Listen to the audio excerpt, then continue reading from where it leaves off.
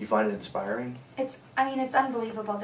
It's just the history that's there, but even like, yeah, I mean, every venue you go into, you know that like someone started there, and I mean, some of my favorite artists I've played at venues that they've played at, and it just feels like such a privilege. I'm obviously not there yet, but you know, to like go through some of the same experiences, you know, that they went through when they were kind of just starting out. It definitely pushes me, and you feel like it's within reach. You feel like it's something that you can achieve. This kind of, I guess, musical, I don't know, reach to different fans or people who might enjoy listening. I don't know. Yeah. I love it. And even to walk down the street and on Bleecker, when I go to some of my open mics, you walk by other musicians and they're carrying their guitars and you're carrying your guitar, and it's kind of like we're all in this together. This whole feeling of like a community.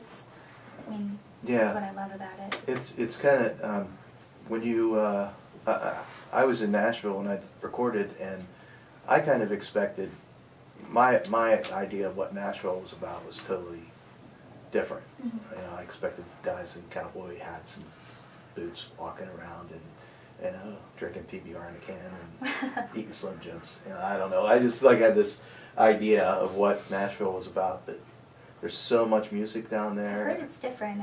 But in a great way as well. Yeah, it's just so many different types of music. I mean, there's rock bands, there's Americana, there's punk bands in Nashville, which just blew me away when I saw people, with mohawks walking. You expect that in New York. That's funny, right?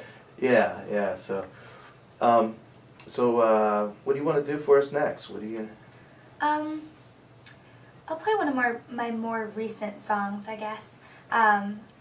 It's loosely inspired by the movie He's Just Not That Into You, because I think if a guy likes me, he'll tell me, and if he doesn't like me, then he won't, then he won't tell me. So that's kind of my philosophy. Okay. But yeah, that's pretty much why I wrote this song. Okay, so what's it called? It's called Meaning.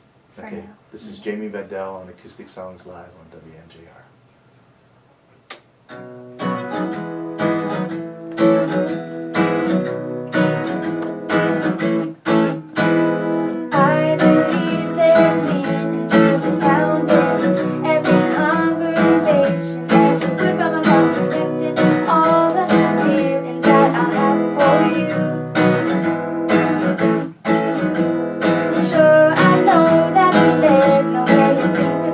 Words are words so simple, more than a word.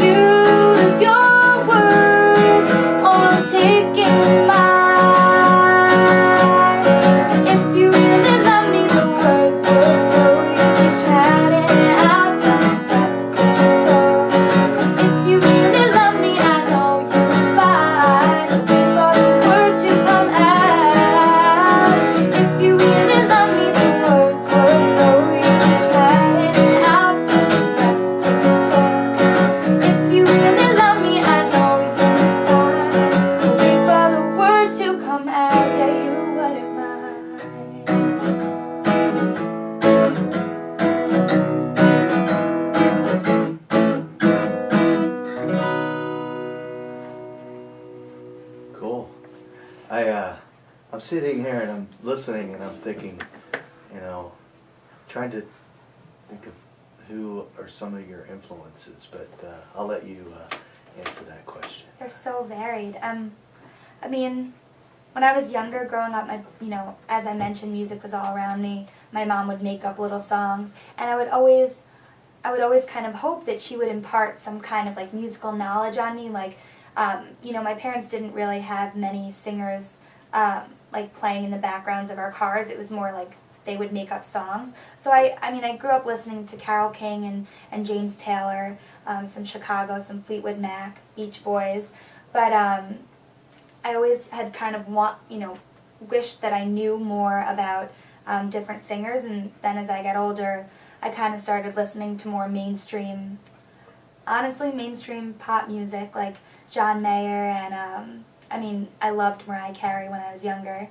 and people like Sheryl Crow, some singers now, Natasha Bedingfield, John Legend, India Ari. It's really all over the place. Yeah, I guess it spans the like singer-songwriter pop, maybe a little bit mainstream R&B genres, I guess, but...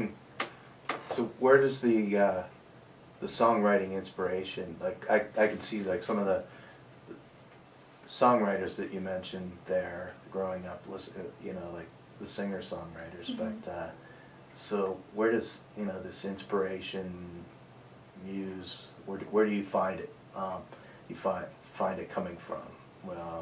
Just like general inspirations? Yeah. I know that I should be able to, or I feel like I should be able to pinpoint someone or, people, but for the most part it's just, I think so much, and I have such an overactive imagination, and, like the lyrics for my songs, I try to listen to different artists and to try to get some inspiration for them, but in terms of like actually writing, I wouldn't even know who to exactly pinpoint. People are like, one time someone in my building was mean to me on in the elevator, and I immediately like went home and wrote this whole song based on how he was mean, which sounds ridiculous, but it's actually pretty funny, and it's the bonus track on my new EP that I put out. But I get such random inspirations from random things. A song that maybe I'll play later, I shouldn't even say this, but I lost my Facebook. Someone hacked into my Facebook and Gmail accounts, which sounds ridiculous. It shouldn't be that devastating, but it's scary how important it was to me, and especially as like a musician pursuing music independently. That's all you have to show people, your Facebook page or your MySpace account. My niece had a YouTube thing going pretty well. She was making a bunch of videos. Wow, okay. And one was featured on the front, YouTube page. That's impressive. She had 300,000 views. Wow. That day, and someone hacked into her account. Yeah. And she had no access to her YouTube account and had to create a whole other account, but also lost all those videos that she had made, and was like, I used to do I did computer security for a living before but I was like, that was really crappy. I'm sure that was really upsetting. Somebody would do that, But and also to have 300,000 hits, to have all these hits, people look at that. They go on YouTube, and the first video that comes up is the one with the most hits, and I could see how that would be really upsetting. Yeah. I just didn't understand. Well, why would someone want to do that? Why people out there, take some kind of